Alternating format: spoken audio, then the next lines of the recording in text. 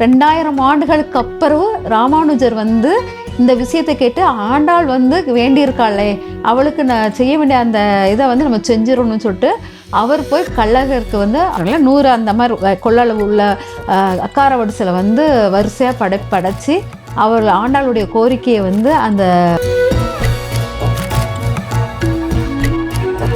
ஆசைகள் அவப்படாமல் ஆண்கள் படுறதுக்கான பெண்ணாக தான் உருவாகியிருக்காள் ஒழிஞ்சு, அதனால தான் விரதங்கள் நிறைய பெண்களுக்காகவே கொடுக்கப்படுகிறது அப்படிங்கிறத எடுத்துக்கலாம். ஆனால் இந்த கூடார வழியில் ஆண்கள் விரதம் இருக்கலாமானா கண்டிப்பாக இருக்கலாம்.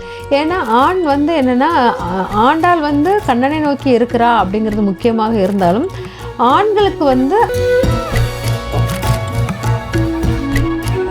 ஆண் வந்து அலங்கரிக்கக்கூடிய பெண்ணுக்கு பொருட்களை வாங்கி கொடுக்கணும்.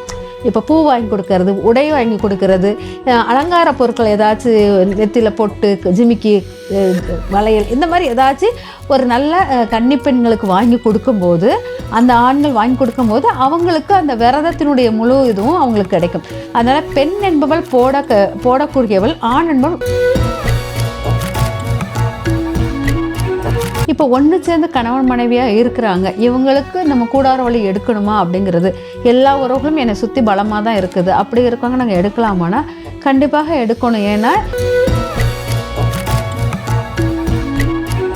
உங்களுக்கு வர்ற கணவனோ இல்லாட்ட காதலனோ ரொம்ப தவறான இதாக இருந்தால் கூட கூடார வழியை தொடர்ந்து நீங்கள் பின்பற்றிக்கிட்டே வந்தீங்கன்னா கண்டிப்பாக அந்த கணவனும் இல்லாட்டா அந்த காதலனோ மனம் மாறி உங்களை வந்து அடைவார் அப்படிங்கிறது முக்கியமானதாக இருக்கும். அதனால் இந்த கூடார வழி வந்து டீனேஜ் பெண்களுக்கு மிக முக்கியமானதாக ஒன்று.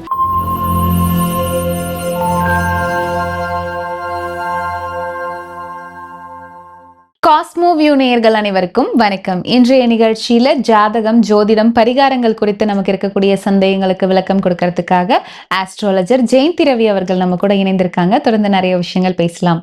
வணக்கம்மா. வணக்கம்மா. எப்படி இருக்கீங்கம்மா? நல்லா இருக்கம்மா. நம்ம இன்னைக்கு நிகழ்ச்சியில வந்து கூடாரவள்ளி விரத முறை, அதை பத்தி எங்களுக்காக சொல்லுங்க.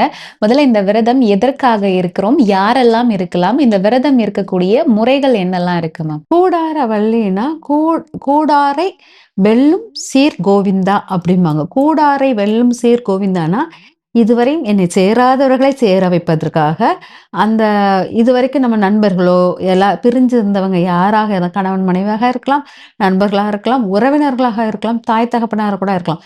கூடாரை நம்ம கூட சேராதவர்களை வென்றெடுத்து நம்மளோட சேர்த்து வைக்கக்கூடிய இதுதான் கூடாரவள்ளி அப்படிங்கிறது.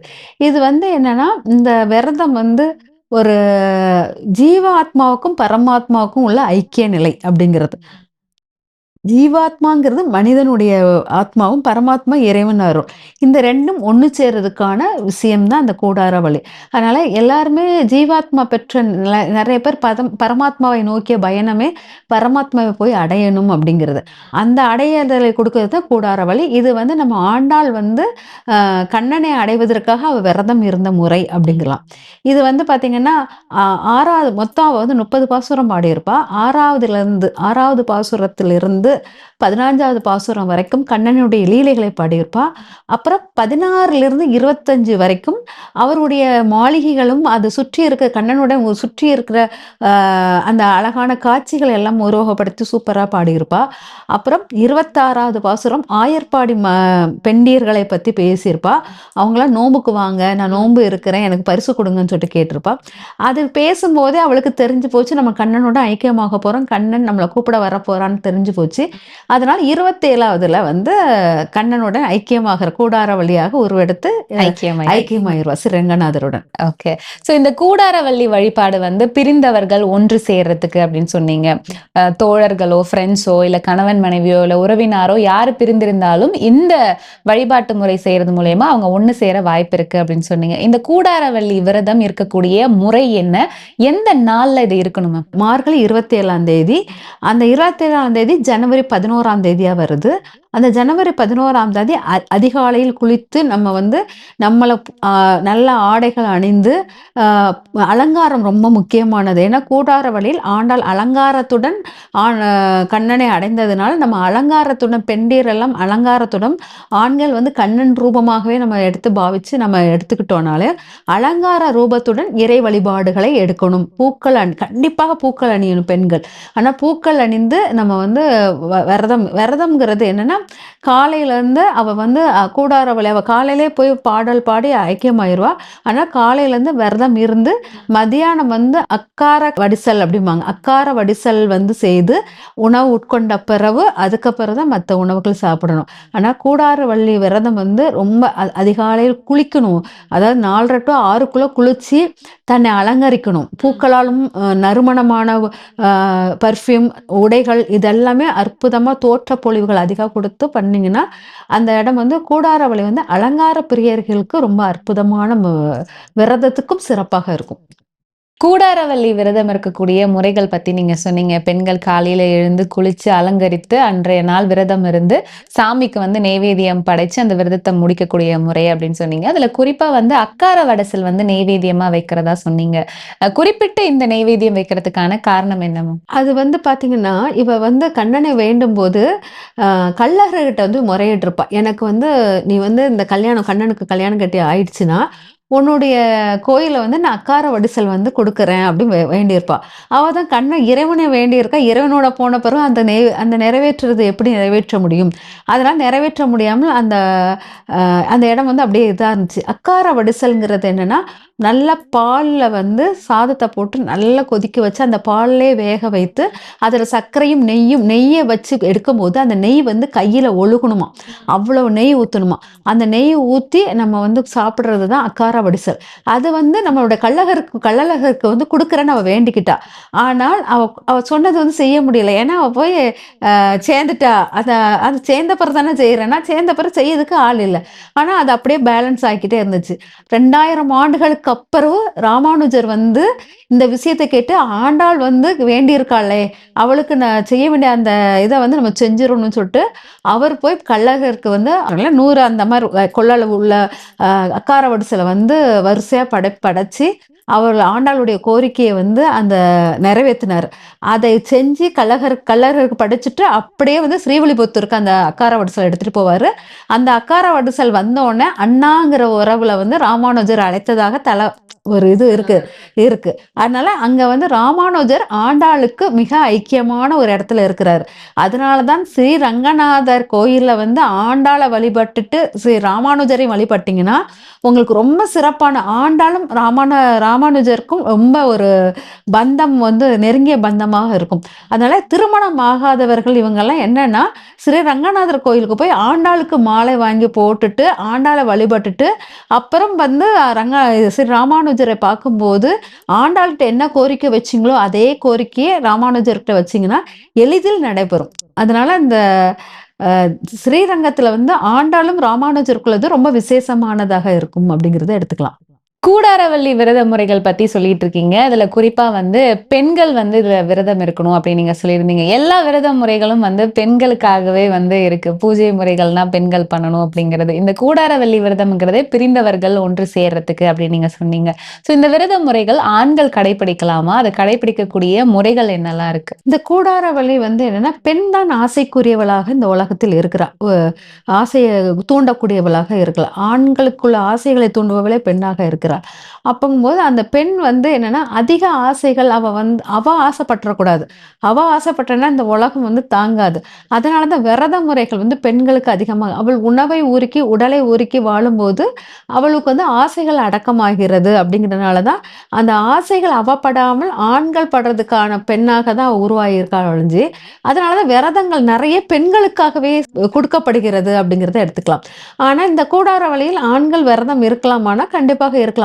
ஏன்னா ஆண் வந்து என்னன்னா ஆண்டாள் வந்து கண்ணனை நோக்கி இருக்கிறா அப்படிங்கிறது முக்கியமாக இருந்தாலும் ஆண்களுக்கு வந்து ஆசைப்படுவதற்கு ஒரு பெண் வேணும்.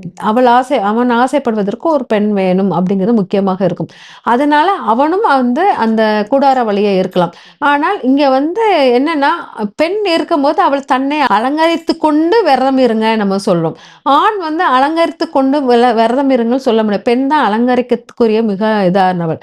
அப்ப ஆண் வந்து அலங்கரிக்கக்கூடிய பெண்ணுக்கு பொருட்களை வாங்கி கொடுக்கணும். இப்ப பூ வாங்கி கொடுக்கறது, உடை வாங்கி கொடுக்கறது, அலங்கார பொருட்கள் ஏதாச்சும் நெத்தியில பொட்டு, ஜிமிக்கி, வளையல் இந்த மாரி ஏதாச்சும் ஒரு நல்ல கன்னி பெண்களுக்கு வாங்கி கொடுக்கும்போது, அந்த ஆண்கள் வாங்கி கொடுக்கும்போது, அவங்களுக்கு அந்த விரதத்தினுடைய முழு இதுவும் அவங்களுக்கு கிடைக்கும். அதனால பெண் என்பவள் போடக்கூடியவள், ஆண் என்பவள் வாங்கி கொடுக்கக்கூடியது இந்த கூடார வழியில். எனக்கு எதுவுமே யாருக்கும் குடுக்கறதுக்கு எனக்கு தோணல, யாருக்கும் குடுக்க முடியலன்னா, நேரா கூடார வழி நீங்க விரதம் இருக்கிறீங்கன்னா, நேரா ஆண்டாளுக்கே போய் கொண்டு போய் குடுங்க. ஆண்டாளுக்கு குடுக்கும்போது, அது ஆண்டாளுக்கு குடுக்குறது நீங்க வந்து கண்டிப்பாக ஜுவல்லரி அந்த மாரிலாம் வாங்கி குடுக்க பூக்களும், உடைகளும் வாங்கி குடுப்பது ஆண்டாளுக்கு சிறப்பாக இருக்கும். அதனால கல்யாண இதுல வேண்டுதல் இருக்கிறவங்க வந்து ஆண்டாளுக்கு வந்து புடவை வாங்கி கொடுத்து, மாலை வாங்கி கொடுத்தீங்கன்னா, உங்களுக்கு விரைவில் கல்யாணம் நடக்கக்கூடிய வாய்ப்புகள் இருக்குது.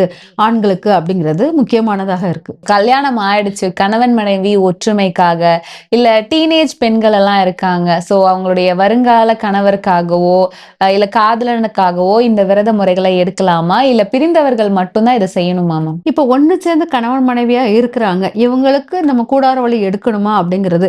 எல்லா உறவுகளும் என்னை சுத்தி பலமா தான் இருக்குது. அப்படி இருக்கவங்க நாங்க எடுக்கலாமான்னா, கண்டிப்பாக எடுக்கணும். ஏன்னா, இது போன ஜென்ம தொடர்புக்குள்ள விஷயம். உங்களுக்கு இந்த ஒற்றுமையுடன் இருக்கீங்க. இதை நீங்க எடுத்து பண்ணிக்கிட்டே இருந்தாலும் எக்காரணத்தை கொண்டும் லைஃப் லாங்ல ஒரு லாஸ்ட் எண்ட் வரைக்கும், ஆயுள் காலம் வரைக்கும் எந்த ஒரு பிரச்சனையும் வராமல் இருக்கும். ஆனா கூடார வழி எடுத்து போன பிறப்பில் கூடார வழி எடுத்ததுனால, இந்த பிறப்புல எந்த ஒரு இதுவும் இல்லாம இருக்கிறனால, அடுத்த பிறப்புக்கும் இந்த உறவுகள் நல்லபடியா இருக்கணுங்கிறதுக்காகவே நீங்க எடுக்கலாம். கூடார வழி எடுக்கிறது அவ்வளோ பெரிய நல்ல விஷயம். ஏன்னா, இதுல வந்து இந்த கூடார வழி வந்து ரொம்ப ஃபேமஸ் ஆகவே இல்ல. ஏன்னா, இது உறவு பாலம் அப்படிங்கிற மட்டும் தானே அதிகமாக இருக்குது. அந்த உறவு பாலத்துக்கு நம்ம இம்பார்ட்டன்ஸே இதுவரைக்கும் நம்ம குடுத்ததே கிடையாது. அதனால தான் கூடார வழியுடைய மகத்துவம் வந்து வெளிய வரல. மத்த எல்லா பண்டிகை இதே இது பணம், காசு, லட்சுமி பூஜை அப்படின்னீங்கன்னா, இதுக்குள்ள எல்லாருமே ஒண்ணு சேர்ந்து அந்த பூஜைய ரொம்ப ஃபேமஸ் ஆக்கியிருப்பாங்க. ஆனா, இங்க வந்து கூடார வழி ஒரு கன்னி பெண் இறைவனை சேர்ந்தாள் அப்படிங்கிறது, ஒரு மானுட பெண் இறைவனை அடைய முடியுமா? அவ காதல் எவ்வளவு வலிமையானது அப்படிங்கிறத நம்ம வந்து எடுத்து சொல்லக்கூடியது அந்த கூடார வழி.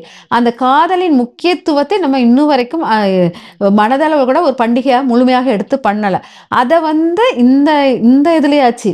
ஏன்னா இந்த இந்த ஜெனரேஷன் ஃபுல்லா காதல் வயப்படக்கூடிய ஜெனரேஷனா தான் இருக்கிறாங்க. அதனால இந்த கூடார வழி பண்ணும்போது இந்த காதல் நீங்க சொன்னீங்களா டீனேஜ் பெண்கள், அவங்களுக்கு அந்த ஃபெயிலியரான காதல், ஏமாற்றக்கூடிய காதல் இதெல்லாமே இருக்காது. ஒரு உண்மையான காதலை நீங்க அடையணும்னா, இந்த கூடாரவழியுடைய காதல் வந்து ரொம்ப பரிசுத்தமானது போல். இதை எப்படி நீங்க ஃபாலோ பண்றீங்களோ, அதே மாரி உங்களுக்குள்ள காதலனும் அவன் எவ்வளவு தீய குணம், அவ்வளவு நம்ம கல்லாக பார்க்கிற கடவுள், கடவுள் தானா நம்ம நம்பிக்கையே இல்லாம ஆனாலும் வேண்டுதோம் மன திருப்திக்காக. ஆனால் க அவ வந்து யார் ஆண்டாள் வந்து மனம் உருகி இவன் என்னுடையவன், இவன் என் கணவன் அப்படி சொல்லிட்டு கடவுளை நான் அடைய தகுதி உடையவன் சொல்லிட்டு அவ்வளோ மனதை வந்து திடமாக வைத்து அந்த கடவுளை அடைந்தாள். அப்போ உங்களுக்கு வர்ற கணவனோ இல்லாட்ட காதலனோ ரொம்ப தவறான இதாக இருந்தா கூட கூடார வழியை தொடர்ந்து நீங்க பின்பற்றிக்கிட்டே வந்தீங்கன்னா, கண்டிப்பாக அந்த கணவனும் இல்லாட்டா அந்த காதலனோ மனம் மாறி உங்களை வந்து அடைவார் அப்படிங்கிறது முக்கியமானதாக இருக்கும். அதனால இந்த கூடார வழி வந்து டீனேஜ் பெண்களுக்கு மிக முக்கியமானதாக ஒன்று. ஏன்னா குறிப்பிட்ட காலகட்டத்தில் கல்யாணம் நடக்கணும். அதே சமயம் பார்த்தீங்கன்னா, ஒரு ஏஜ் அட்டெண்ட் பண்ண பெண்ணுக்கு கூடார வழி இது பூஜைகள் அதெல்லாம் அது தேவையில்லாதது. ஏன்னா அந்த பெண்களுக்கு எப்பவுமே வரன்களுக்குள்ள விஷயம் வேண்டாம். அதனால ஒரு இந்த கல்யாண பருவத்தில் நிற்கும் அந்த டீனேஜ் காலேஜ் பெண்களுக்கெல்லாம் இந்த கூடார வழி விரதம் வந்து ரொம்ப முக்கியமானது. கணவன் மனைவி உறவுகளிலும் கூடார வழி ரொம்ப தேவையானது. இன்னைக்கு நிகழ்ச்சியில கூடார வழி விரதம் யாரெல்லாம் இருக்கணும், எப்படி இருக்கணும், என்ன மாதிரியான முறைகள்ல இருக்கணும், உறவுகள் பலப்படுறதுக்கு கூடார வழி விரதம் எவ்வளவு முக்கியமானது அப்படிங்கறத பத்தி நிறைய விஷயம் எங்களுக்காக சொன்னீங்க. ரொம்ப நன்றி மேம். நன்றி மேம்.